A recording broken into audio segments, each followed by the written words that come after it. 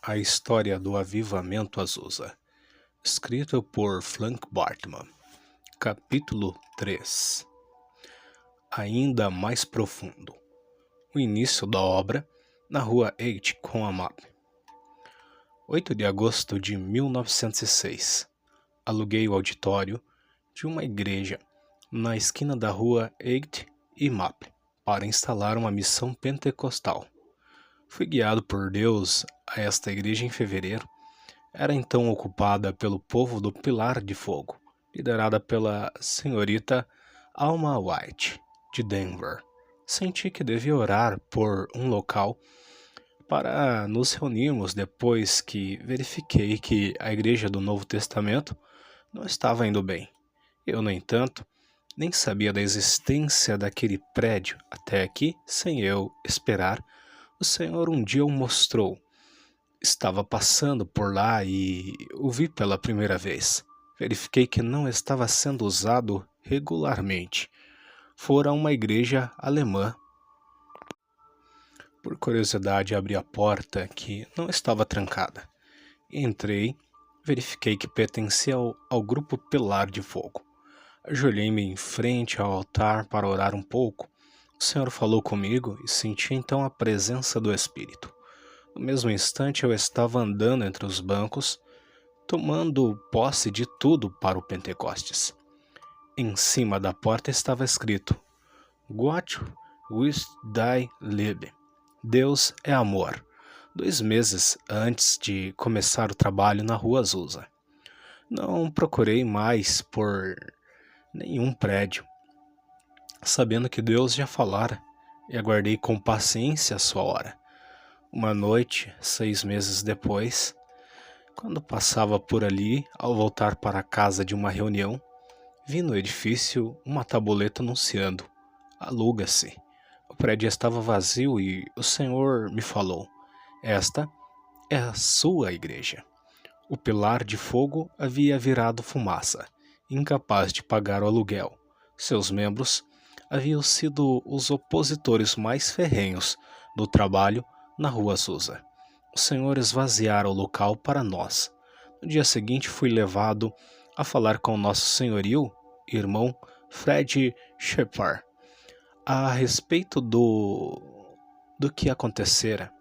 Não pedi que me ajudasse, mas foi Deus que me enviara a ele. Perguntou-me quanto era o aluguel. Foi à sala próxima e voltou rapidamente com um cheque de $50 para o primeiro aluguel. Aluguei imediatamente o local. A verdade deve ser dita. A missão Azusa começou a falhar com relação ao Senhor desde o princípio de sua história. Deus me mostrou um dia que eles iam se organizar. Apesar de não ter ouvido nenhuma palavra a este respeito, o Espírito revelou-me isso e fez-me levantar e avisá-los contra o espírito partidário no trabalho pentecostal. Os santos batizados deviam formar um único corpo, pois para isso foram chamados, e deviam ser livres como é livre o Espírito do Senhor, para não se submeterem de novo a jugo de escravidão eclesiástico. Os santos da Igreja do Novo Testamento já haviam tolhido seu progresso desta mesma forma. Deus queria um grupo renovado, um canal através do qual ele pudesse evangelizar o mundo, abençoando a todos os povos e a todos os crentes. É óbvio que não podia alcançar isso através de um partido sectário. Essa atitude tem sido a praga que causa a morte de todos os grupos avivados, mais cedo ou mais tarde. A história se repete nesse aspecto.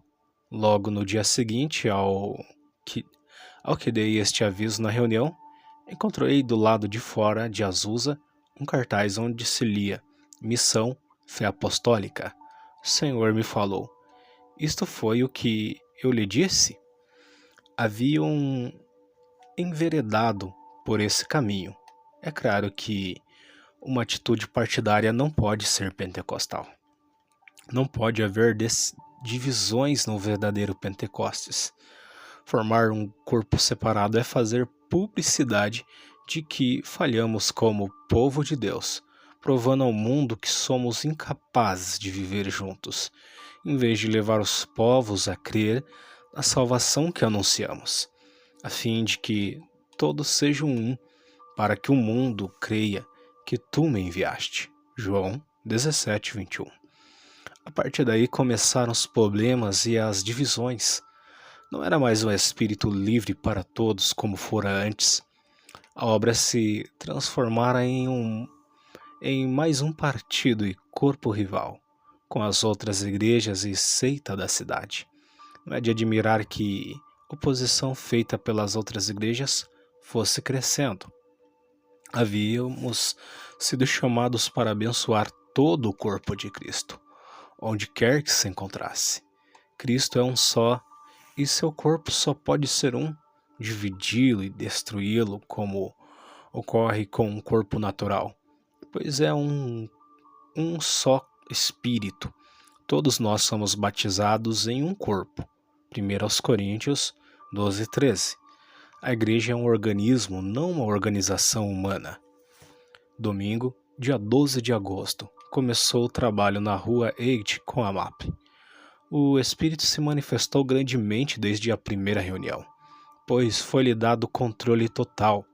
O ambiente era terrível para os pecadores e desviados. Uma pessoa tinha de acertar totalmente a sua vida para conseguir permanecer. O tremor realmente se apoderou dos ímpios. Isaías 33:14. Por alguns dias pouco fizemos além de nos prostrarmos em oração diante do Senhor. O ambiente era santo e sagrado demais para que alguém tentasse ministrar. Como os sacerdotes no antigo tabernáculo, a glória era tamanha que não se podia ministrar. Tivemos grandes batalhas com pretendentes carnais e com impostores, mas Deus dava-nos a vitória. O Espírito ficava muito entristecido com os espíritos contestadores. Por algum tempo a atmosfera aqui era de maior espiritualidade do que em Azusa. Deus estava conosco de forma tão maravilhosa que a própria atmosfera do céu parecia nos envolver. O peso da glória era tal que só podíamos ficar prostrados com o rosto em terra. Por muito tempo nem podíamos ficar sentados. Todos ficavam com o rosto no chão, alguns durante o culto inteiro. Eu raramente conseguia sair desta posição, prostrado inteiramente com o rosto no chão. Havia no salão uma pequena plataforma de uns 30 centímetros de altura quando alugamos a igreja. Eu costumava ficar prostrado ali enquanto Deus comandava as reuniões. E as reuniões eram dele. Todas as noites o poder de Deus se manifestava com força total. Era tão glorioso, o Senhor se tornava quase visível de tão real que era. Tínhamos muito trabalho com pregadores estranhos que queriam pregar. De todos, parecia que eram eles os que tinham menos juízo. Não sabiam o bastante para ficar inquietos na presença de Deus. Gostavam de ouvir a si mesmos, mas muitos pregadores pareciam morrer nessas reuniões. A cidade estava cheia deles, até hoje. Fazia um barulho vazio, como o pisar sobre vagens do ano passado. Ajuntamos um verdadeiro quintal de ossos secos. Sempre reconhecemos Azusa como matriz, e nunca houve atrito ou ciúme entre nós. Visitávamos uns aos outros. O irmão Seymour muitas vezes se reunia conosco. Escrevi no Christian Harvester naquela época o seguinte: as reuniões estão maravilhosas. Onde foi a melhor que eu já assisti. O poder de Deus dominou o ambiente durante o dia inteiro. A igreja estava cheia. Total convicção tomou conta do povo. O Espírito dirigiu a reunião do princípio ao fim. Não havia programa e quase não houve oportunidade para fazer os avisos necessários. Não houve nem sequer uma alternativa para pregar. Algumas mensagens foram dadas pelo Espírito.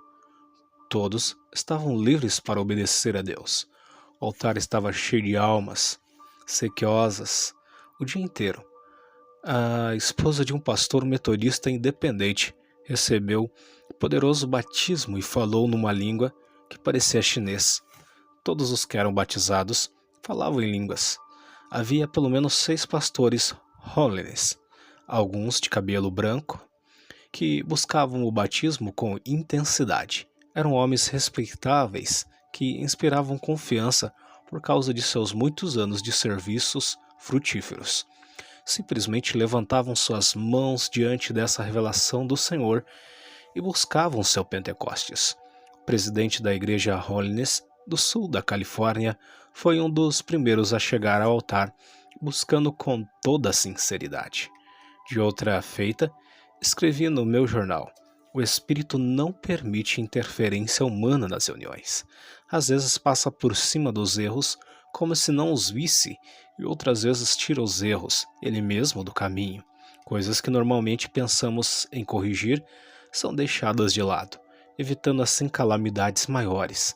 Chamar atenção sobre certos erros apavora os irmãos, que param de buscar o Senhor, e assim o Espírito fica impedido de operar.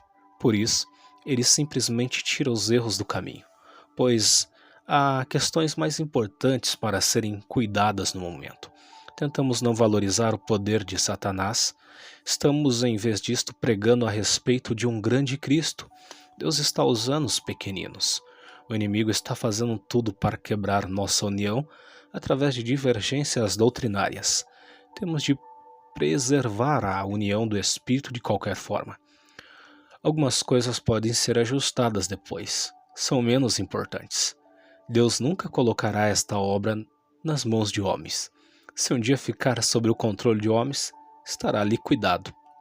Muitos se uniram a nós se não tivessem de se humilhar e abandonar a exaltação da mente natural. Minha experiência com línguas. No dia 16 de agosto, à tarde, o Espírito se manifestou através de mim em línguas.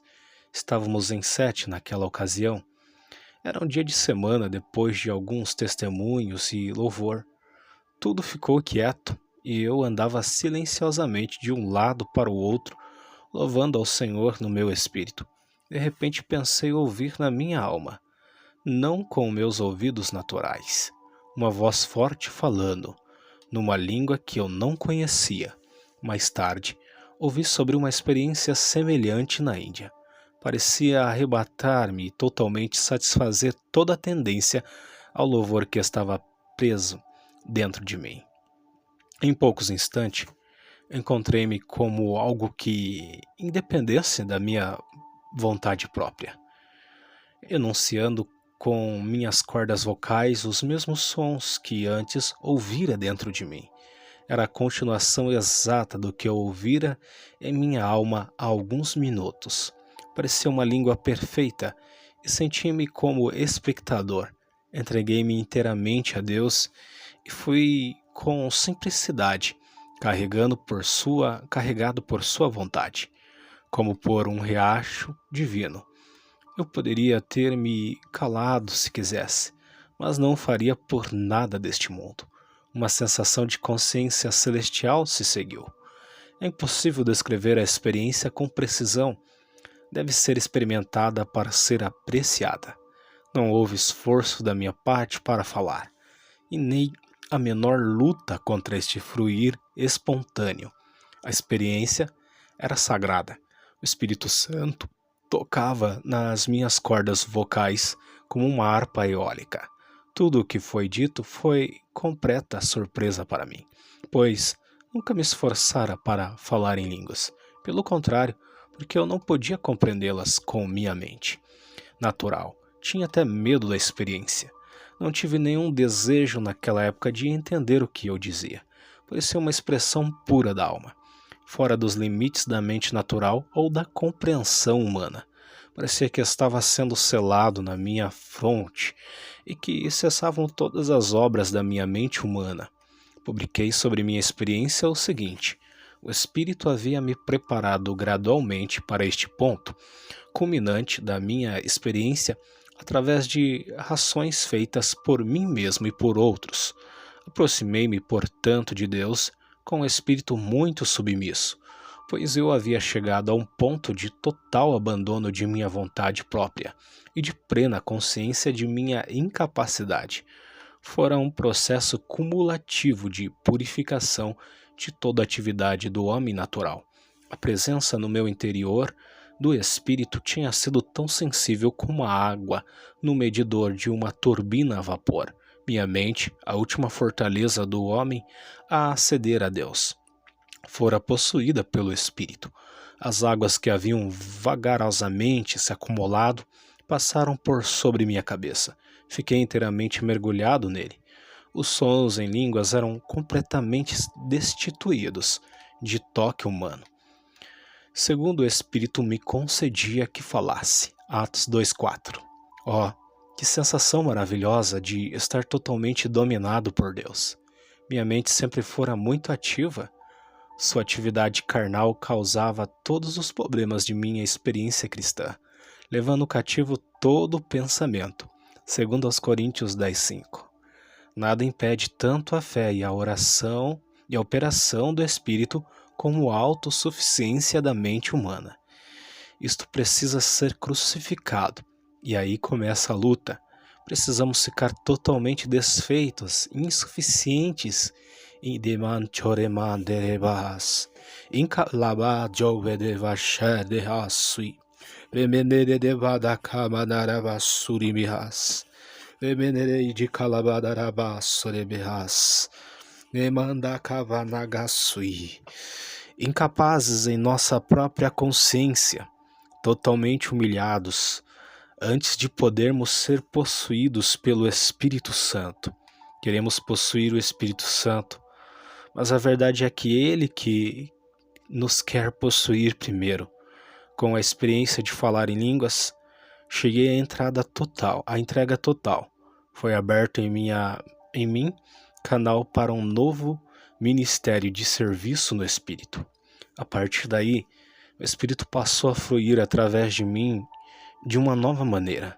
Mensagens vinham com uma unção que eu nunca tivera antes, com inspiração e iluminação espontâneas e com um verdadeiro poder de convicção. Era realmente maravilhoso. O batismo pentecostal significa a entrega total, a posse de todo ser pelo Espírito Santo. É uma disposição de obedecer prontamente. Eu conheci há muitos anos o poder de Deus para o ministério, mas agora notava em mim uma sensibilidade nova com relação ao Espírito e uma entrega maior. O resultado era que Deus me podia possuir e trabalhar de maneira nova através de novos canais com resultados muito mais diretos e poderosos.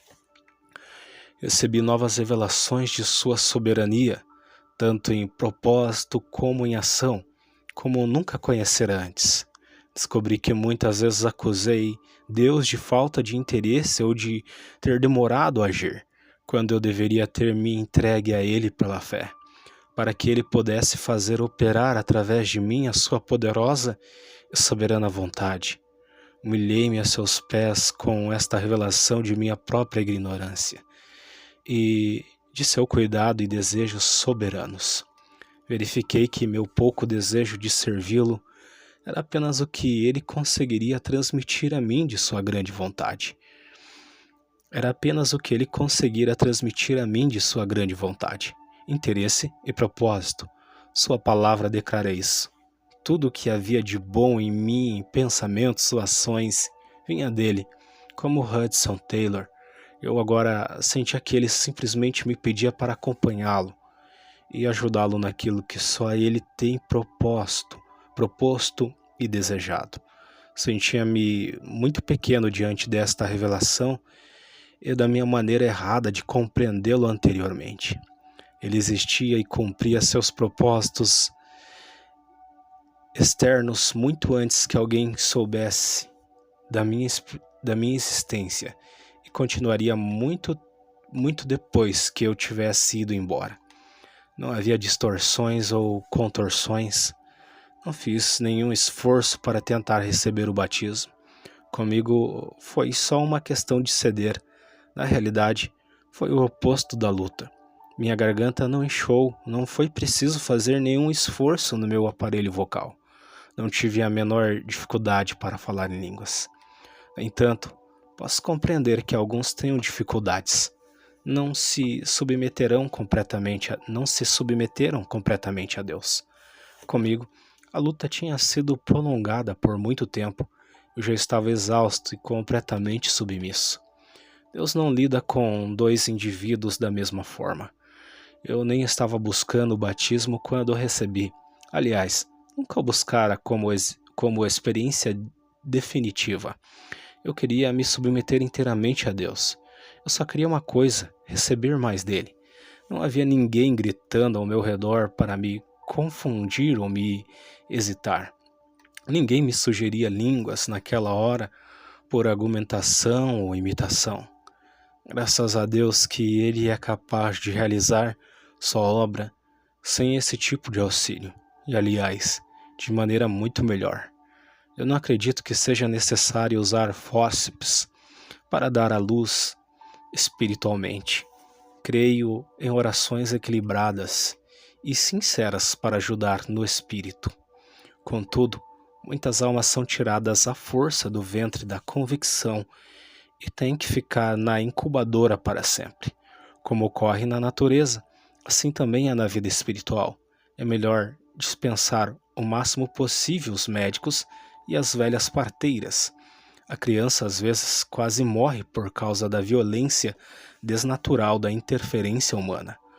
Um bando de chacais lutando por uma presa talvez não fosse mais feroz do que aquilo que vimos em certas ocasiões num parto normal. O melhor é deixar a mãe em paz. Enquanto for possível, podemos ficar ao lado encorajando, mas não forçando o trabalho do parto. Os partos naturais são os melhores. Antes disto, Deus me limitou principalmente ao ministério em intercessão e profecia, até que eu chegasse a este estado de total entrega ao Espírito. Agora, chegou a hora de sair novamente num ministério ativo. Meu dia de Pentecostes se cumprira. O canal foi desentupido e as águas vivas jorraram. As portas ao meu ministério abriram-se de par em par, com apenas um toque da mão soberana de Deus. O Espírito começou a operar em mim de forma poderosa e nova. Era diferente, um novo clímax, uma experiência inédita para mim. Era para isto que Deus havia separado todo o grupo que estava conosco. No mundo inteiro, os escolhidos de Deus estavam sendo preparados. Os resultados disso já fazem parte da história. Na realidade, isso se tornou um arco na história da Igreja, tão definido e diferente como a ação do Espírito Santo no tempo de Lutero e Wesley, e com muito maior portento. E ainda não vimos a história completa. Pouco tempo tivemos até agora para entender ou apreciar estes acontecimentos. Galgamos mais um passo para a restauração da igreja primitiva. Estamos completando o círculo. Jesus voltará para uma igreja perfeita, sem mácula, sem ruga. Ele está voltando para um corpo, não para uma dúzia de corpos. Ele é o cabeça e, como tal, não é uma monstruosidade com mais de 100 corpos, a fim de que todos sejam um para que o mundo creia. Afinal de contas, esse é o maior sinal para o mundo. Ainda que falemos as línguas dos homens e dos anjos, se não tivermos amor, nada seremos. 1 Coríntios 13. Eu senti que depois da experiência de falar em línguas, outras línguas viriam com facilidade. E tem sido assim. Também aprendi a cantar no Espírito, embora eu não seja cantor e nem conheça a música. Entrega total, condição para o batismo. Nunca procurei falar em línguas. Minha mente natural fazia resistência a tal ideia.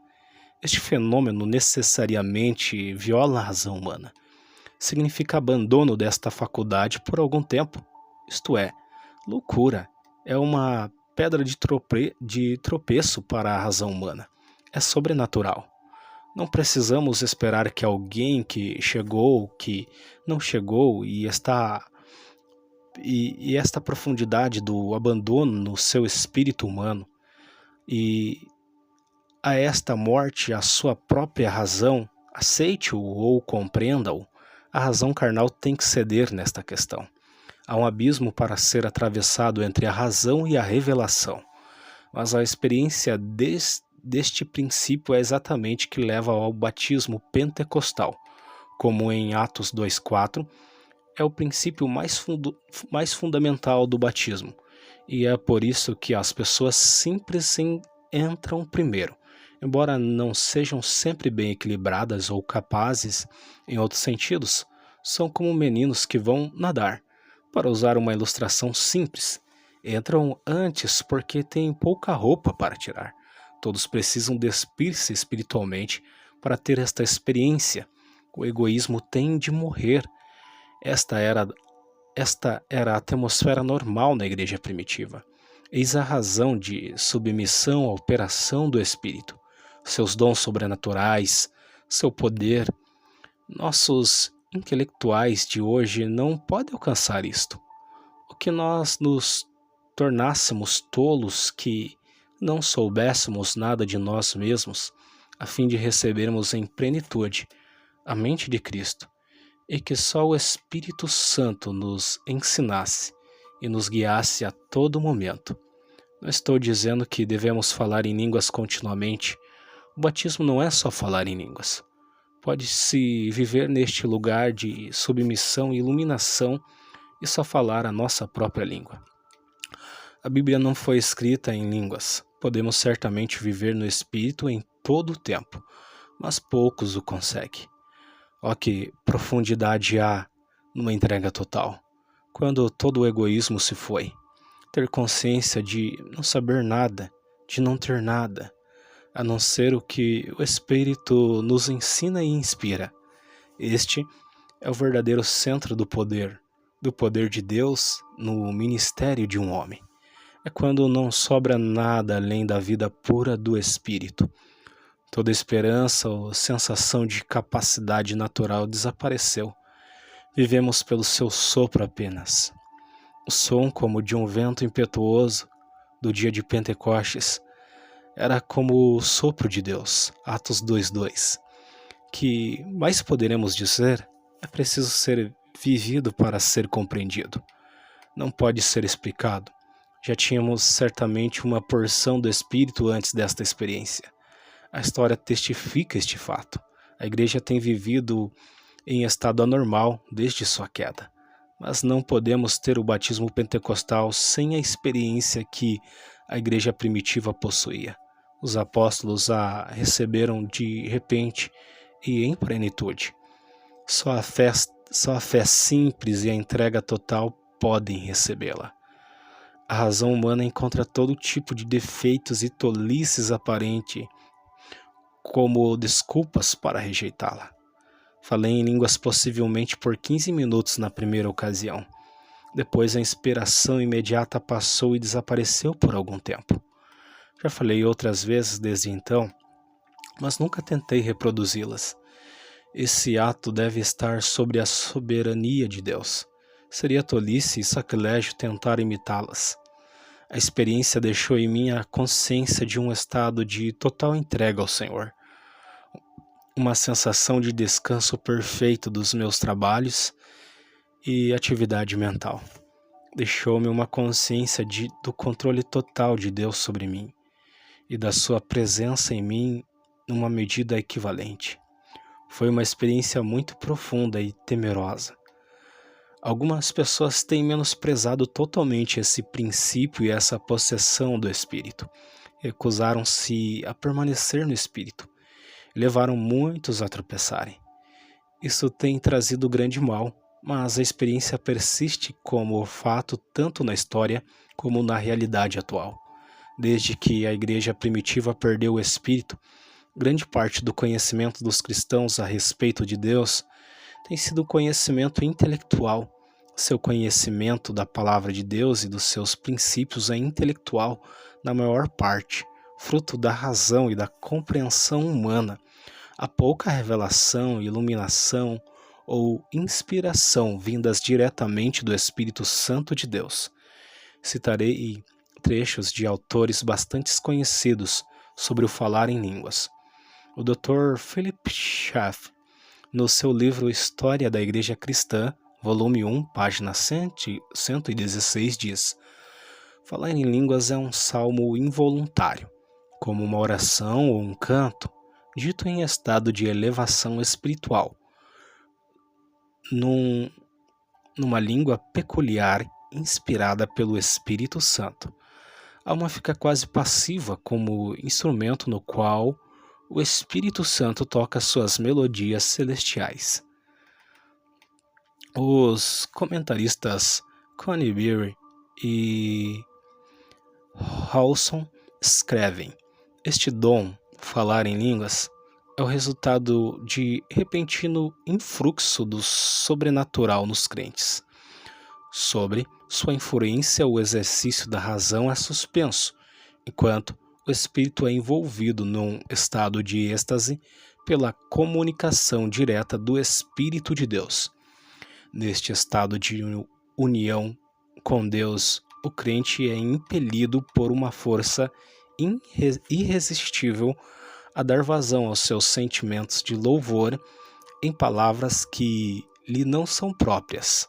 Geralmente, ele nem sabe qual é o significado destas palavras.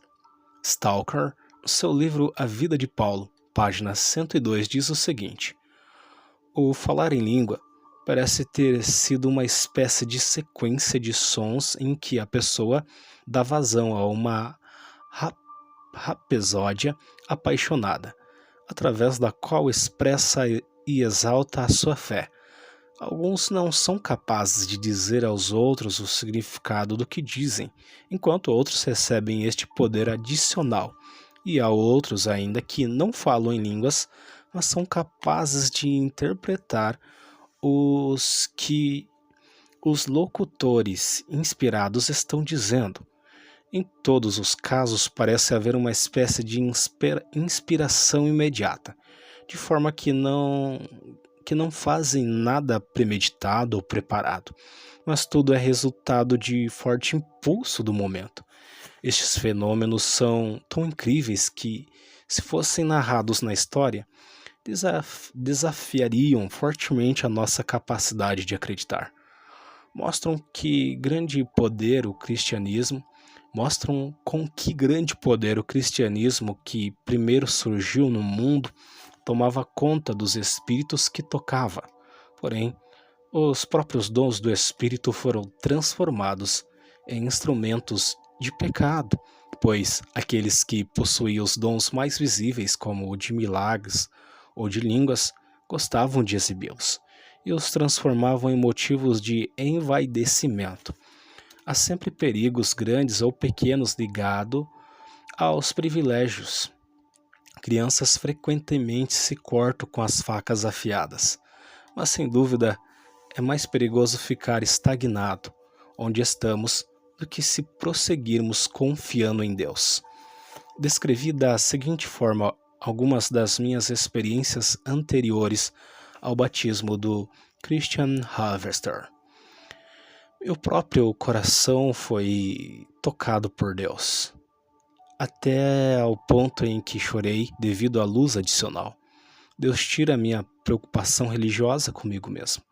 Dificilmente sofri tanta humilhação, vergonha e culpa como agora quando vi o meu melhor do ponto de vista de Deus.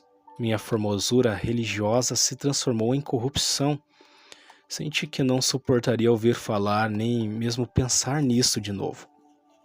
Ficaria feliz em esquecer até o meu próprio nome e identidade. Destruí com grande satisfação os registros do que eu realizara antes para Deus, cuja leitura antes me proporcionava muito prazer. Eu agora os odiava como tentação do diabo para exaltar meu eu. As cartas de apreciação sobre serviços religiosos realizados, trabalhos literários que me pareciam de valor e sermões que me pareciam maravilhosos por sua profundidade e apresentação, agora me davam um enjoo por detectar neles sinais de vaidade. Senti que confiava neles para receber preferência e recompensas divinas. Só o sangue de Jesus. Eu tinha, pelo menos em parte, deixado de lado. Dependia de outras coisas para recomendar-me a Deus. Isto é uma fonte de grande perigo. Destruir estes documentos muito estimados, estas falsas evidências, como destruiria um escorpião para que não tornassem a me tentar e a me afastar da eficácia exclusiva dos méritos do Senhor. Mas para isso foi preciso passar por grandes lutas em meu coração. Trabalhos realizados no passado se apagaram da minha memória com grande alívio de minha parte. Comecei a nova vida para Deus como se nunca houvesse realizado nada. Senti que estava de mãos vazias diante dele. A prova de fogo parecia ter acabado com todas as minhas obras religiosas. Deus não queria que repousasse sobre isso. No futuro, deveria esquecer tudo que fizesse para Deus, assim que fosse realizado, para que não servisse de tropeço para mim, e continuar como se nunca houvesse feito nada para Deus. Seria esta a minha segurança. Sem dúvida, até a menor satisfação que dermos ao nosso eu com relação à obra religiosa se constitui no maior impedimento às bênçãos e ao favor de Deus. Isto deve ser evitado como se evita uma serpente. Como Deus tratava com interferências. Continuávamos a ter reuniões maravilhosas na rua 8 com a MAP. Deus me mostrou que queria uma obra mais profunda ainda do que havíamos alcançado até então. Ele não estava satisfeito com o trabalho da Rua Azusa, apesar de ser uma obra bem profunda. Ainda havia muita religiosidade e manifestações do nosso eu entre nós. Isto implicava naturalmente em guerra aberta e implacável da parte do inimigo. Esta obra teria a função de um hospital militar improvisado, onde se trataria com os problemas de ações carnais, manifestações falsas e o ego religioso em geral. Estávamos buscando uma experiência que fosse real, permanente e bem fundamentada, que produzisse o caráter de Deus e que não sofresse contínuas recaídas. Estava sendo provado financeiramente de novo. Um dia tive de andar 25 quarteirões até o centro, pois não tinha dinheiro para a passagem. Um irmão quase tão pobre quanto eu me deu a passagem de volta. Ao mesmo tempo, tínhamos reuniões maravilhosas. Muitos ficavam prostrados sobre o poder. Um dia, o diabo enviou 2 indivíduos muito fortes para desviar a obra. Uma mulher espírita colocou-se diante da congregação como se fosse tambor-mor para liderar os cânticos. Orei até que saiu da igreja. O outro, um pregador fanático com uma voz que quase sacudia janelas, tive de rebatê-lo abertamente, pois se apropriara de toda a reunião. A presunção estava estampada nele. O espírito ficou terrivelmente triste. Deus não podia trabalhar. Eu havia sofrido demais pela obra para entregá-la com tanta facilidade ao diabo. Além do mais, eu era responsável pelas almas e pelo aluguel. Tive de mandá-lo sair. Tivemos lutas ferozes com esses espíritos. Teriam estragado tudo. O diabo não tem consciência e a carne não tem juízo. Logo, no primeiro dia, quando abri a igreja para as reuniões, achei nos degraus sentado, me esperando um dos piores e mais fanáticos crápulas religiosos. Era um pregador que queria mandar em outro. Expulsei-o dali como Neemias fizera com o filho de Joiada. Neemias 13:28. Nunca imaginei que houvesse tanto do diabo em tanta gente. A cidade parecia cheia deles. Isso tentava os santos abrigar e impediu a ação do Espírito. Esses charlatães e trapaceiros eram os primeiros a chegar nas reuniões. Tivemos de fazer muita limpeza, principalmente no caso dos velhos crentes. Havia muito charlatismo profissional e religioso, e o juízo deveria começar pela casa do Senhor. Lutero, no seu tempo, sofreu muito com os teimosos fanáticos religiosos de Wartburg, onde estava se escondendo naquele tempo. Ele enviou a Melanchthon, em Wittenberg, um teste para estes fanáticos. Pergunta a esses profetas se já sentiram as tormentas espirituais que vêm de Deus, se conhecem o inferno e a morte que acompanham a verdadeira santificação.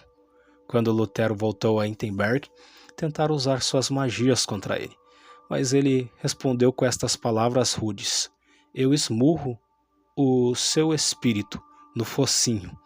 Pareciam demônios quando desafiados dessa maneira, mas foi quebrado o poder maligno que os dominava. Tivemos de ser firmes com os casos extremos, mas na maioria dos casos o espírito passava por cima e retirava o que havia de irregular sem fazer mais propagandas deles. Muitos dizem que hoje não se pode deixar as reuniões abertas a todos, então não podemos deixar Deus entrar também. Ele não pode ser privado, custe o que custar. Precisamos, sobretudo, da presença de Deus numa dimensão maior para dirigir as reuniões. Os irmãos, em geral, estão contaminados por revolta ou confusão, mas através de oração e humilhação de si mesmo, Deus intervirá no controle da reunião. Nosso segredo no princípio era a união através da oração e amor. Nenhum poder podia quebrar isto. O eu tinha de ser queimado, e uma atmosfera espiritual tinha de ser criada através da humildade, da oração, aonde Satanás não pudesse habitar. O controle das reuniões tinha de vir do trono da graça. Isto vimos desde o princípio. Era o oposto do zelo carnal e da ambição religiosa. Não sabíamos nada dos métodos animadores e apressados de hoje. Todo este sistema é um produto bastardo no que se refere ao Pentecostes. Leva tempo para sermos santos. O mundo está com pressa, mas isto não nos leva a Deus. Uma das razões da obra em Azusa ter sido tão profunda é que os obreiros não eram iniciantes. Foram chamados e preparados durante anos nas organizações Holiness e na obra missionária, etc. Suas vidas tinham sido queimadas, provadas e preparadas. Eram, na maior parte, veteranos experimentados. Andavam com Deus e aprenderam profundas verdades sobre seu espírito. Eram pioneiros, tropas de choque, como os 300 de Gideão, para espalhar a chama pelo mundo. Assim como os discípulos foram preparados por Cristo, agora temos uma multidão mista. As sementes da apostasia já tiveram tempo de trabalhar. O primeiro amor já se perdeu, o cão já voltou ao seu vômito, em muitos casos. A doutrina e a prática babilônicas. Uma mãe enfraquecida não pode dar à luz a filhos fortes. No princípio, o espírito operava tão profundamente e o povo era tão faminto que o espírito humano e carnal que tentasse se levantar nas reuniões raramente conseguia atrapalhar a operação do Espírito Santo. Era como se um estranho entrasse num grupo muito fechado e selecionado. Sua presença se tornava fora do contexto. Os homens buscavam a Deus, ele estava no seu santo templo, e o mundo, a humanidade, tinha que ficar em silêncio diante dele. Nossas reuniões para buscar a Deus em oração hoje são simples imitações do que havia no passado. Muitas vezes servem apenas para dar vazão aos excessos de entusiasmo ou para se ficar intoxicado mentalmente. Supostamente, tudo isso tendo como origem o Espírito de Deus. Não devia ser assim. Havia também muito fanatismo no movimento Holiness. Nos primeiros tempos, uma sala separada para oração mais intensa era a primeira preocupação de uma missão pentecostal. Era considerada sagrada, terra santa. Havia também consideração mútua.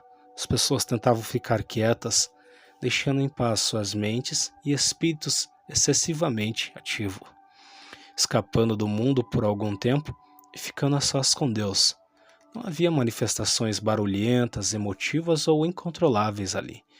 Isto podia ser feito em outros lugares. As reclamações e a confusão de um mundo exigente ali não entravam. Era uma espécie de refúgio, um lugar de descanso onde se podia ouvir a voz de Deus a falar dentro da alma. As pessoas passavam horas em silêncio, sondando seus corações e querendo saber qual era a mente do Senhor com relação às ações futuras. Esta espécie de atitude parecia praticamente impossível hoje em dia, devido à falta de ambiente. O nosso eu morre através de entrar na sua presença. Para isso, preciso muita quietude de espírito. Precisamos do Santíssimo Lugar. Os judeus de antigamente ousariam agir como agimos hoje, em nossos templos? Não, porque tal coisa significaria morte para eles. Mas agora todos estão cheios de tolices e de autoafirmação fanática. Os católicos, embora formais, são muito mais reverentes do que nós. O pastor Pendleton assume a liderança. Domingo, 26 de agosto, o pastor Pendleton, com mais ou menos 40 pessoas de sua congregação, entraram na missão da rua Eight com a MAP para adorar conosco. Haviam recebido o batismo e falavam em línguas na sua própria igreja. E a igreja Hollins os havia expulsado por causa deste crime imperdoável. Quando soube que a igreja julgá-los por heresia, convidei-os para se unirem a nós, se fossem expulsos. 2 dias depois foram expulsos e aceitaram meu convite. Vieram todos. O irmão Pennington declarou que depois desta experiência nunca mais colocaria outro telhado de doutrina sobre sua cabeça. Estava determinado a prosseguir com Deus. Milhares estão presos em sistemas eclesiásticos, dentro de barreiras sectárias, enquanto a grande passagem de Deus está aberta para todos, cercada apenas pela palavra de Deus. Então haverá um rebanho e um pastor. João 10, 16. A teologia tradicional, as verdades e revelações parciais logo se transformam em leis. A consciência é totalmente amarrada, como faziam antigamente com os pés das meninas na China, e fechada contra qualquer progresso futuro. Domingo, 9 de setembro, foi um dia maravilhoso. Diversas pessoas ficaram prostradas durante horas sobre o poder de Deus. O altar estava repleto o dia todo, sem praticamente interrupção alguma entre as reuniões. Vários receberam batismo. Naqueles dias pregávamos muito pouco. As pessoas ficavam arrebatadas em Deus. O irmão Pendleton e eu geralmente podíamos ser encontrados, totalmente prostrados, na pequena elevação na frente, de rosto no chão em oração. Durante as reuniões, era quase impossível sair dessa posição naqueles dias. A presença do Senhor era tão real. Esta condição durou por longo tempo. Nós pouco fazíamos para dirigir as reuniões. Todos estavam olhando somente para Deus. Quase sentíamos necessidade de pedir desculpas quando chamávamos a atenção do povo para fazer os anúncios. Era uma marcha crescente de vitória. Deus conseguira a atenção do povo. A congregação às vezes ficava convulsionada pelo arrependimento. Deus tratava profundamente com o pecado naqueles dias. O pecado não podia permanecer no arraial.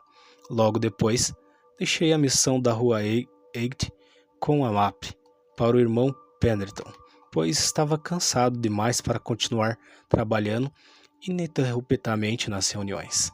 Eu estava desgastado pela oração e pelas reuniões, e precisava muito de uma mudança e um período de descanso. O Espírito exalta a Jesus.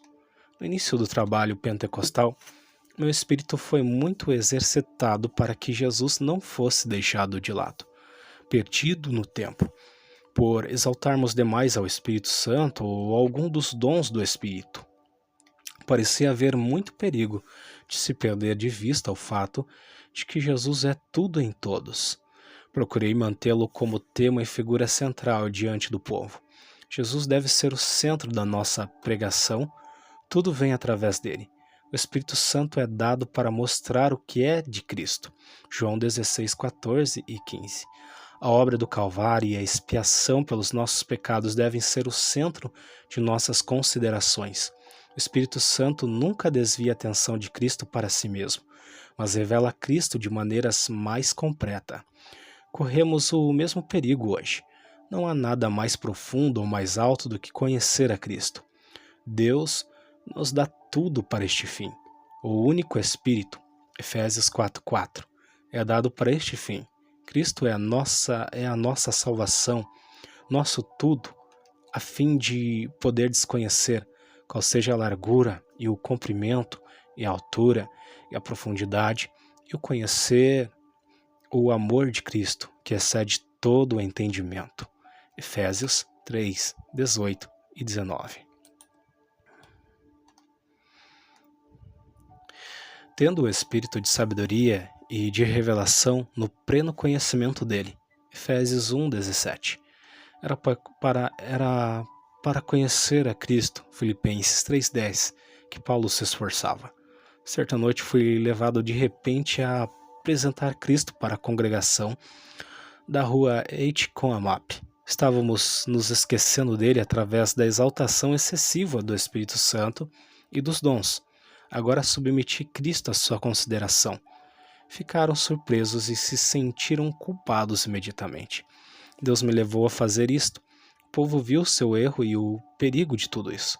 Uma noite nesta época, quando eu estava pregando sobre Cristo, colocando-o diante do povo no seu devido lugar, o Espírito testificou de tal forma o seu agrado que fui tomado pela sua presença e caí inerte no chão sobre uma poderosa revelação de Jesus na minha alma.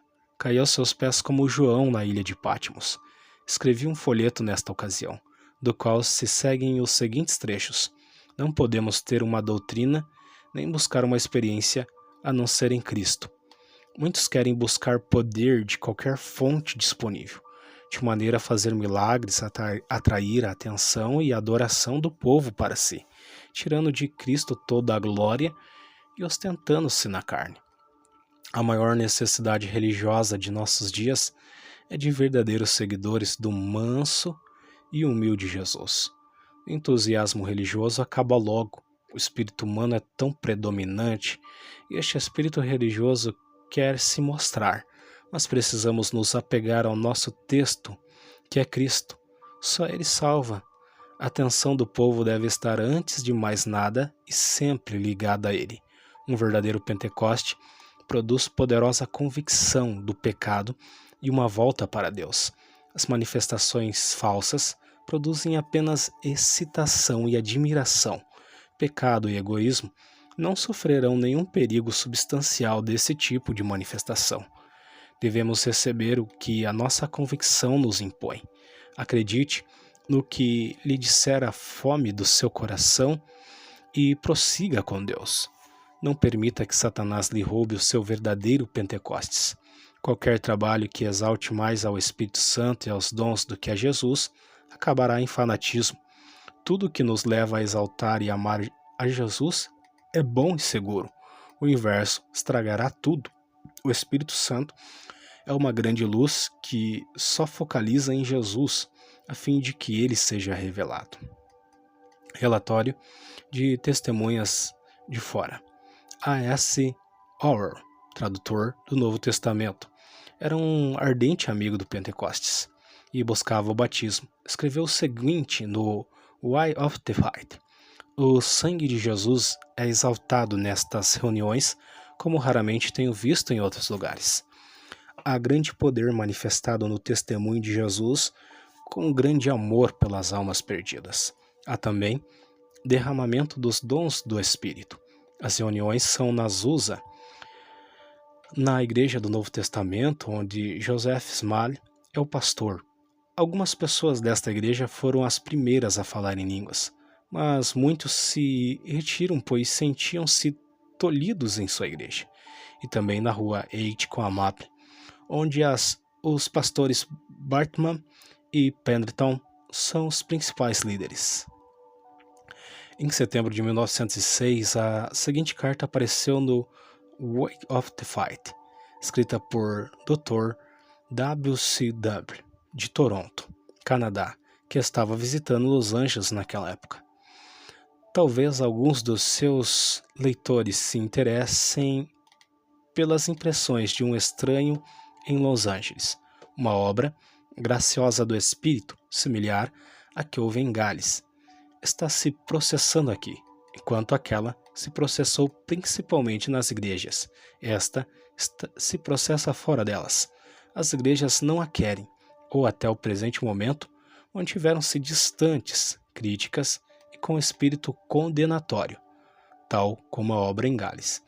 Este é um avivamento feito por leigos, guiados pelo Espírito Santo e realizado em auditórios, prédios velhos e semi-destruídos, ou em qualquer lugar que consigam para realizar a obra. É um movimento extraordinário que pode ser considerado singular pelo aparecimento do dom de falar em línguas. Há 3 missões diferentes onde se pode ouvir línguas estranhas. Tive o raro prazer de passar ontem na reunião do pastor Bartman, ou, para ser mais exato, onde ele e o pastor Pendleton são os líderes nonimais, mas onde o Espírito dirige tudo. Jesus é proclamado o cabeça, e o Espírito Santo seu executivo. Não há pregação, coral, órgão ou coleta, a não ser o que é voluntariamente colocado numa mesa ou na caixa pendurada na parede. Deus estava presente de forma poderosa na noite passada. Alguém começa a cantar, talvez cantem 3 ou 4 hinos salpicados de aleluias e amém. Depois uma pessoa com a alma sobrecarregada levanta-se e grita, glória a Jesus. E entre soluços e lágrimas, como uma grande batalha e uma grande libertação, depois com os rostos brilhando, 3 ou 4 ficam de pé. Um começa a louvar o Senhor e depois, com as mãos levantadas, irrompem em uma nova língua. O pastor Pendleton agora conta como sentiu necessidade e buscou o batismo, e como Deus o batizou com uma experiência de presença divina, amor e ousadia que nunca antes conhecera. Os oficiais de sua igreja quiseram que ele se retirasse e muitos saíram com ele e uniram-se ao pastor Bartman. Depois, uma senhora idosa de doces feições, uma luterana alemã, testemunhou que, quando ouviu o povo louvando a Deus em línguas, orou para ser batizada no Espírito. Depois que estava já deitada, começou a falar em línguas e louvou ao Senhor a noite inteira. Para espanto de seus filhos, depois uma exortação em línguas muito suave veio do pastor Bartman, e uma pessoa após a outra chegou ao altar, até que este se encheu de adoradores. Qualquer que seja a crítica que possa ser feita a este trabalho, ele é endossado divinamente. E o Senhor acrescenta ali, dia a dia, os que são sendo